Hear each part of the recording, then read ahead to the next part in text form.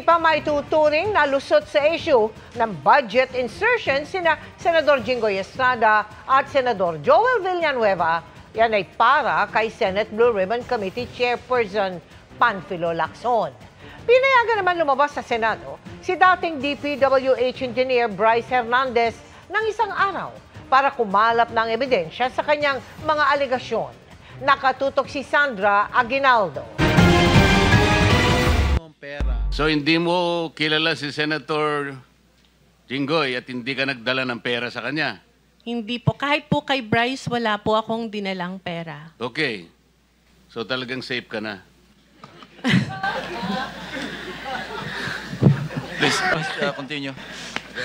Yan ang muling biro kahapon ni Senador Rodante Marcoleta kay Senador Jinggoy Estrada sa pagdinig ng Senate Blue Ribbon Committee ukol sa anomalya sa flood control projects. Pero kung si Senador Panfilo Lacson ang tatanungin, hindi pa pwedeng sabihing safe si Estrada. Gayon din si Senador Joel Villanueva na parehong naiugnay ni dating Bulacan 1st District Engineer Bryce Hernandez sa pagtanggap ng kickback. Kasi hindi pa nare-resolve yung sinasabi ni Bryce na nag-insert sila ng, in the case of Senator Jinggoy, yung 355 million sa Bulacan. Senator Joel naman 600 million. Sirbihan ko na rin silang dalawa bago sila umalis na hindi pa nare-resolve ito. Sabi ni Lacson, tugma kasi sa nasa 2025 national budget o yung General Appropriations Act o GAA ang total na 355 million pesos insertions na umano'y ibinaba ni Senador Estrada sa 7 flood control projects sa Bulacan. Sa 355, tatlo yung napuntahan ng team ko, medyo may issue. May issue yung tatlo, okay. Lahat phase 3, pero hindi pa nasisimulan yung phase 1. Yung iba naman, phase 2 and phase 3, pinagsabay ang pagpopondo. Ang isang issue doon, meron na yatang parang nakapag-release na ng pondo sa phase 3. Pero teka muna, nasa phase 1 pa tayo. Parang ganon. So may issue talaga, may issue. Maging ang 600 million pesos na ayon kay Hernandez ay insertion ni Villanueva. Nakita rin ni Senador Sherwin Gatchalian na nasa unprogrammed appropriations ng 2023 budget.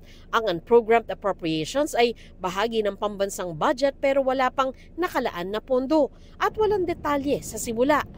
Kung may babangga ang pondo o kita ay maaari na itong gamitin, bagamat dapat ay sa mahalagang gastusin lang ng gobyerno. Yung kay Senator Joel, totoo yung nahati sa 8 proyekto at nakapagtaka rin doon, lahat uniform 75 million bawat isang proyekto na 8. Pero sabi ni Lacson, may kailangan pang patunayan si Hernandez. May credibility na yung sinasabi niya. Ito, in-insert nila, binaba sa aming District Engineering Office. At sila yung para sila yung mag-implement. Kaya lang yung issue naman ng talaga bang nagbigay siya ng komisyon doon sa dalawang senador, yun na ipoprove niya ngayon, di ba? Kung meron siyang katibayan, ledger man o kung ano man, yun ang dapat maipakita. Para makuha ang umunay ebidensya, pinayagan ng Senado na lumabas bukas si Hernandez. Pero babalik din kinagabihan para ma-detain dahil sa pagkakasite sa kanya in contempt. Under escort, at hindi pwede mag-overnight para maghanap siya kung ano man yung pwede niyang hanapin.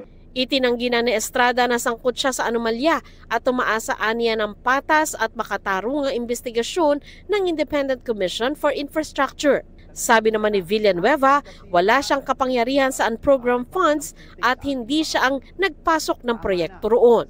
Wala aniya siyang kinalaman sa flood control projects at hindi siya nakatanggap ng kickback. Labanan na lang po natin ito sa tamang forum, sa korte. Ididimanda ko po sila. Para sa GMA Integrated News, Sandra Aguinaldo, nakatutok, 24 oras.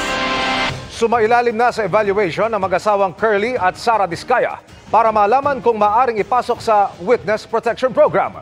Bukod sa kanila, 2 o 3 pang konektado sa manumalyang flood control projects ang gusto ring magpa-evaluate.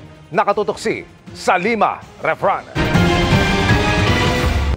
Sir, any statement po? Sir, any statement? Bantay sarado ang mag-asawang Curly at Sara Diskaya nang dumating sa Department of Justice sa Maynila para sa evaluation kung pasok sa Witness Protection Program base sa mga nalalaman sa mga maanomalyang flood control projects.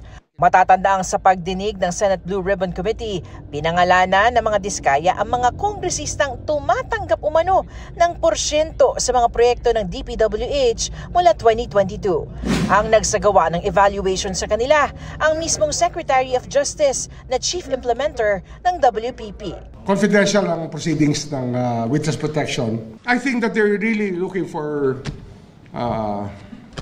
a solution to their problems. I think that it's a relief for them to be talking to people who just want to go to the truth. Gusto lang natin lumabas ang totoo sa bagay na ito para naman maparusahan yung dapat maparusahan. Pero nilinaw ni Remulla na evaluation pa lang ito sa mga diskaya at hindi pa masasabi kung pasok na nga ba sila sa WPP. It's a process eh. Wala naman dyan instant, walang instant dito. Sa ilalim ng Witness Protection, Security and Benefit Act o Republic Act 6981, maaari maging state witness ang isang taong kasama sa krimen kung pasok sa ilang requisitos. Dapat ang krimen kung saan gagamitin ang kanyang testimonya ay isang grave felony. Dapat kailangan ng kanyang testimonya sa kaso. Walang ibang direktang ebidensya para sa maayos na pagdinig sa kaso. Ang kanyang testimonya ay maaaring mapatunayan. Hindi siya ang pinaka-guilty at hindi siya nahatulan sa anumang krimen na sangkot ang labis na kabuktutan. Yung state witness po kasi, we will find that out later on in the case. Pag meron na pong naka-file na kaso sa korte, we will have to move for the discharge of the witness to become a state witness. And that's when the state immunity comes in. Bukod sa mga diskaya, may 2 hanggang 3 pa raw na konektado sa maanumalyang flood control projects ang naisumailalim sa WPP evaluation. Isa raw dito, kasama sa 15 contractor na tinukoy ng Pangulo na nakakopo ng 20% ng kabuuang budget ng mga flood control programs. Pero kung si Remulla raw ang tatanungin, meron daw siyang taga-DPWH na gustong makuha for WPP evaluation. Kinakausap na raw niya ang Senado tungkol dito. May mga vital link yan. Alam mo naman tayo, we have to create the links and correct the dots. And sometimes they are the most important pieces of the puzzle. Para sa GMA Integrated News, Salima Refra, nakatutok 24 oras. Bago pa man makaapekto ang bagyong Nando sa bansa, may ilang lugar nang nakaranas ng malalakas na pag-ulan. Kabilang dyan ang Maguindanao del Sur na isinailalim na sa state of calamity dahil sa malawakang baha. At nakatutok si Mark Salazar.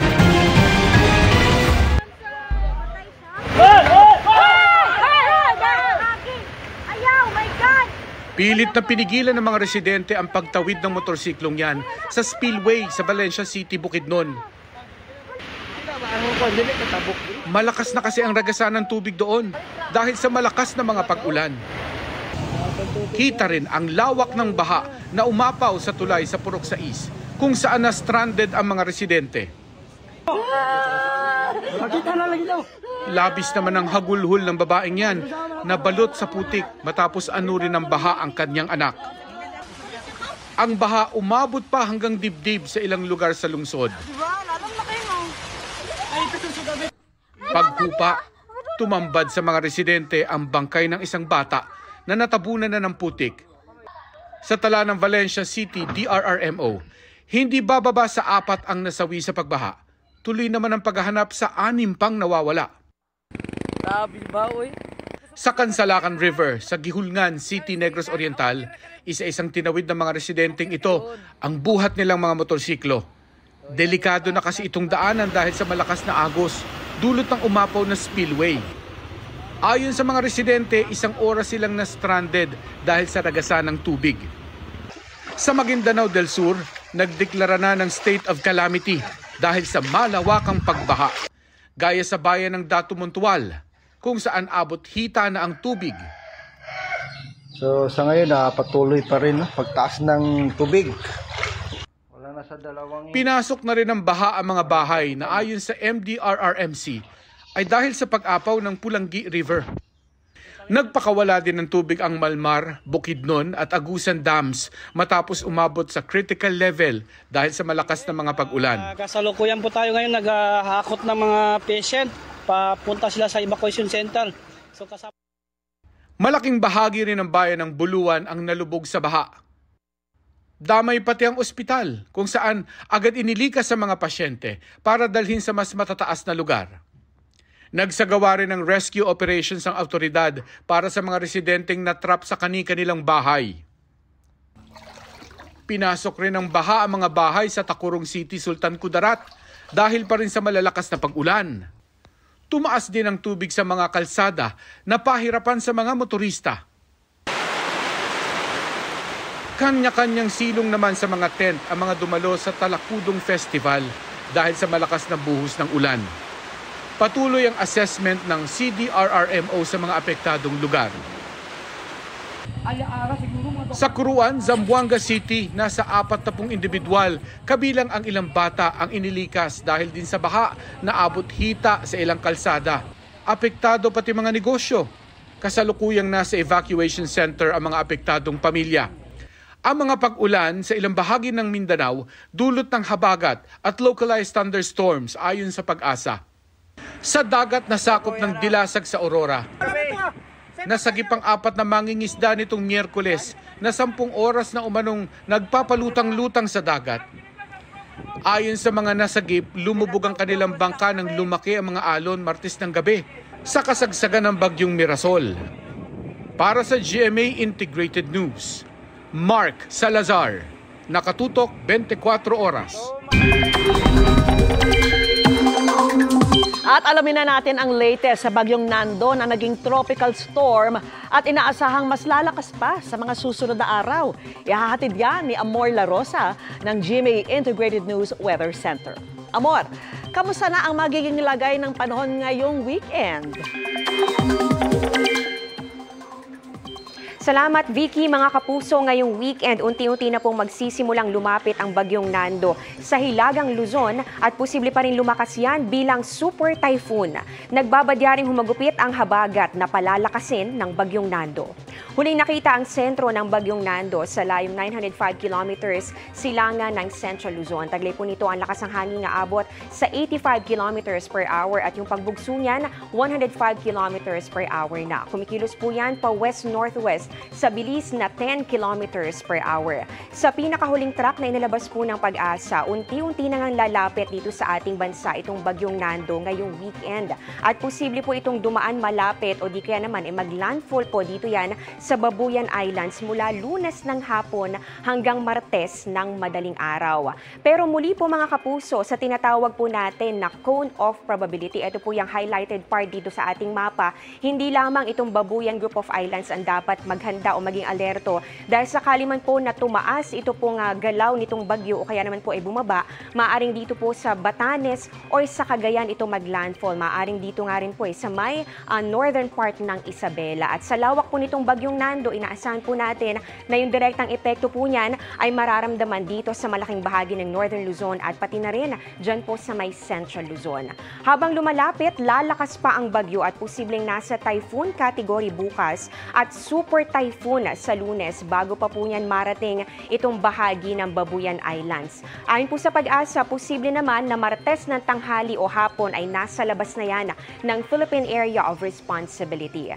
Simula bukas ng umaga, maaaring magtaas na ng wind signal number 1 ang Pag-asa. Diyan yan sa Northern Luzon at pwede pa yang madagdagan at pwede pang tumaas ang babala habang lalo pang lumalapit ang bagyong Nando. Kapag naging super typhoon itong bagyong Nando, magtataas ng hanggang signal number 5 at napakalakas po na bugso ng hangin ang dapat paghandaan.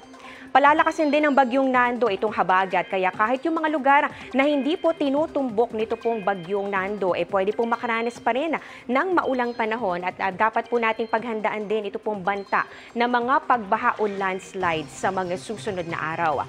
Base sa datos ng Metro Weather, bukas ng umaga pwedeng maaliwalas pa sa malaking bahagi po ng ating bansa at kung may mga pag-ulan man, yan po ay mga kalat-kalat lang at mga panandalian.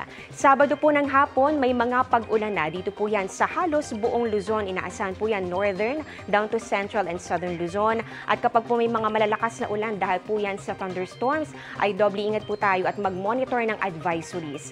Kalat-kalat naman ang mga pag-ulan dito po yan sa may Visayas at ganun din dito sa Mindanao. Linggo ng umaga, magsisimula ng maging maulap at makulimlim ang panahon sa malaking bahagi po ng ating bansa. At yung mga malawakang mga pag-ulan, posible po yung maranasan sa hapon na dito po yan sa malaking bahagi ng Luzon, Northern and Central Luzon, Calabarzon, Mimaropa and Bicol Region. Ganon din po dito sa may Zamboanga Peninsula, Caraga and Soc-Sargen at ilang bahagi pa ng Visayas. Dito naman sa Metro Manila, mataas din po ang tsansa ng ulan ngayong Sabado pati po sa Linggo at nakikita po natin yung mas maraming pag-ulan lalong-lalo na sa hapon o di kaya naman ay sa gabi. At ngayon tingnan naman natin sa Lunes, yung pinakamatitinding pag-ulan po na dala-dala nitong bagyong Nando nandito pa rin sa may extreme northern at northern Luzon. Kitang-kita po dito sa mapa, halos matakpan na po nitong bagyong Nando, itong northern at pati na rin po yung extreme northern Luzon. Yung mga nagkukulay pula, kulay orange and kulay pink, ibig sabihin po yan, heavy to intense at meron din po mga intense to torrential o yan po yung mga matitinding buhos at halos tuloy-tuloy na mga pag-ulan. Ang iba pang bahagi po ng Pilipinas, makakaranas din ng mga pag-ulan dahil din po yan sa epekto ng bagyo at ganoon din ng enhanced habagat. Mga kapuso, posible po na bukas ay medyo maaliwalas pa naman ang panahon pero gamitin po natin ang pagkakataong yan para makapaghanda dahil po yung mararamdaman po nating epekto ng bagyo at ng habagat, magsisimula po yan sa Linggo. Yan ang latest sa ating panahon. Ako po si Amor La Rosa para sa GMA Integrated News Weather Center. Maasahan anuman ang panahon. Mga kapuso, sa halip na maging haligi ng tahanan, naging susi pa ang isang ama sa Rizal Province para gawing drug den ang sarili nilang bahay. Ang pagdodroga, ginagawa kahit nasa loob ang mga menor de edad niyang anak. Tunghayan sa aking pagtutok. Ama sa Rodriguez Rizal, ginawa umanong drug den ang kanilang tahanan?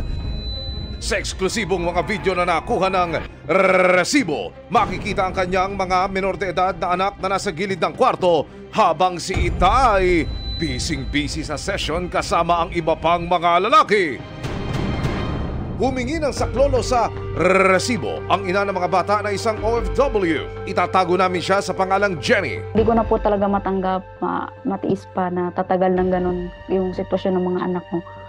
Kaya po, humingi na po talaga ako ng agarang tulong sa inyo. September 17, nagkasa ng operasyon ang mga operatiba ng National Bureau of Investigation, Organized and Transnational Crime Division o NBI OTCD, kasama ang resibo. Sa pag-aabang sa labas ng naturang bahay, naispatana ng grupo si alias Dennis. Maya-maya pa, sa tulong ng CCTV application na tinututukan ng resibo, mukhang magsisimula na ang grupo sa paggamit ng pinaghihinalaang illegal na droga. Hudyat para pasukin na ng mga operatiba at ilang opisyal ng Municipal Social Welfare and Development Office ang bahay. Arestado si Dennis at 5 pa niyang kasamahan. Nakakarap sila sa kasong paglabag sa RA 9165 o Comprehensive Dangerous Drugs Act. Dagdag asunto naman kay Dennis ang paglabag sa RA 7610 o Child Abuse. Hindi po tama, sir. Pinagsisihan ko po. Han, sorry sa lahat. Sana noon nakinig na ako sa'yo. Mga anak ko, sorry. Hindi ko na uulitin. Gagawin yun.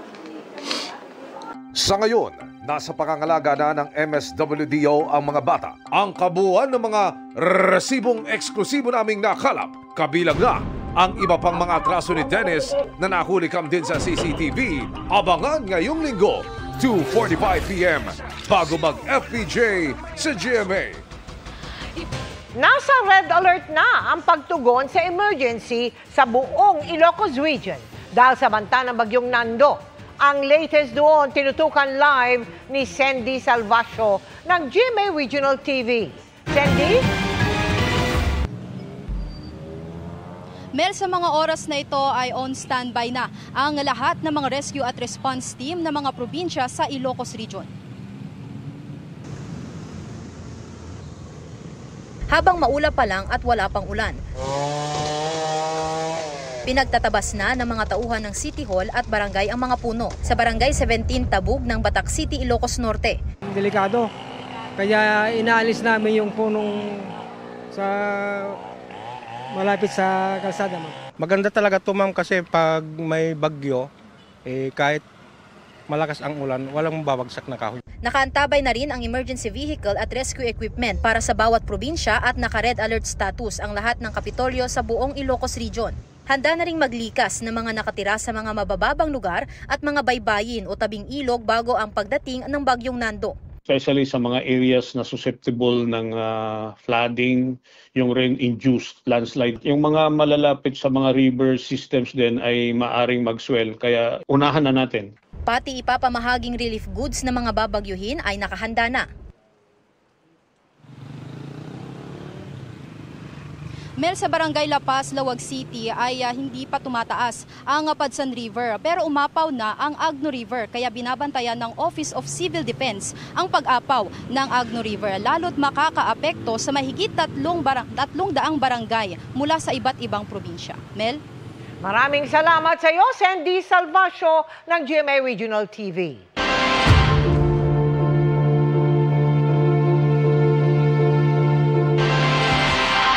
Bigong matagpuan ng NBI at DPWH sa dapat na lokasyon ang 5 flood control project sa Bulacan na dineklara ng fully paid o kompleto. Isunumiti na sa Justice Department ang paunang findings tungkol sa mga bagong diskubring ghost project umano. At nakatutok si John Consulta. Sa ocular inspection ng NBI Bulacan at ng DPWH sa mga flood control projects sa lalawigan, gumamit sila ng geotagging para matunton ang mga dapat na kinaroroonan ng mga proyekto. Sa papel, fully paid o completed na dapat ang mga ito. Pero sa kanilang pag-iikot, wala man lang bakas ng kahit anong proyekto. Meron tayong magandang kaso against yung personalities involved. DPWH officer and contractors. Bulacan, nakita na po namin talagang positive yung investigation natin, merong nangyaring kababalaghan. Ang daming ghost project, ang daming yung hindi tama yung pagkakagawa, substandard. Ayon sa source ng GMA Integrated News, 5 anilay bagong ghost flood control projects ang nabisto na halos kalahating bilyong piso ang halaga. Halos lahat nakapangalan sa Sims Construction ni Sally Santos na nasa sentro ng kontrobersya sa mga naunang napaulat na ghost project sa Bulacan. Kanina, isinumite ng NBI sa DOJ ang kanilang initial findings at rekomendasyon kaugnay sa 5 bagong ghost flood control projects. Plano rin nila itong isumite sa Ombudsman para makapaghain ng kaso sa Sandigan Bayan. Ang GRAP Court ay sa mga empleyado lamang, salary grade 27 up. But then, if they are in cahoots with private individuals, the private individual shall be included dun sa kaso sa Ombudsman. I-evaluate natin yan, but we will have to look at the jurisdictional matters first. Papa-evaluate din natin yan sa ating office, the people in the leadership. Kasi nga, we have a MOA with the Ombudsman. We cannot prosecute everything. The Ombudsman is the lead when it comes to graft and corruption. We can do preliminary matters, and if they tell us, please turn over all the matters, all the information to us, we will do that. Inaasahan na matatagdagan pa ang listahan ng NBI habang patuloy ang pag-iikot nila sa lalawigan ng Bulacan. Para sa GMA Integrated News, John Consulta, nakatutok 24 oras. Meet Barbie 2.0, ang renewed version ni Barbie Fortesa na nasa stage ngayon ng self-love. Pero hindi lang daw dyan fulfilled si Barbie dahil blooming din ang kanyang career. Ngayong bibida siya sa special episode ng Wish Ko Lang. Makichika kay Athena Imperial. Sumakses si Kapuso primetime princess Barbie Fortesa bilang isang villain protege sa Kontrabida Academy. Kwento ni Barbie, handa siya if ever para sa mga ganito pang roles sa future. Sobrang sayang gumanap bilang isang kontrabida, pero para sa akin naman kahit na anong klaseng role o papel, masarap gampanan kasi nga lahat may puso at saka lahat talaga ay very relatable and very relevant. Bata pa lang ako, nakakulong lang ako sa kwartong. Bukas. Isa na namang pangmalakasang role ang gagampanan ni Barbie. This time, para sa anniversary special ng award-winning drama anthology na Wish Ko Lang. Gaganap si Barbie bilang ang dalagang si Clara na ipinanganak na may kondisyon na albinism. Makakasama ni Barbie si Sam Concepcion na co-star na rin sa Beauty Empire. Bakit bang lupit-lupit ko sa anak ninyo? Ang two-part special episode na ito na pinamagatang Blood Control ay mapapanood bukas at sa susunod na Sabado. Pero hindi lang as an actress fulfilled si Barbie. Nasa stage raw siya ngayon ng self-love, kaya nakilala na niya si Barbie 2.0, the renewed version of herself. Kwento niya, nasa kalahati pa lang daw ng September, siksik at liglig na ng fun and meaningful activities ang kanyang personal life. The first week of September, I spent with myself talaga. So I went back to running, I played tennis, tried Pilates with Ivana, I tried a couple of cafes that I see on TikTok. So ang dami ko na agad nagagawa. And my heart is so happy, I am so fulfilled right now. Athena Imperial updated sa Showbiz Happenings.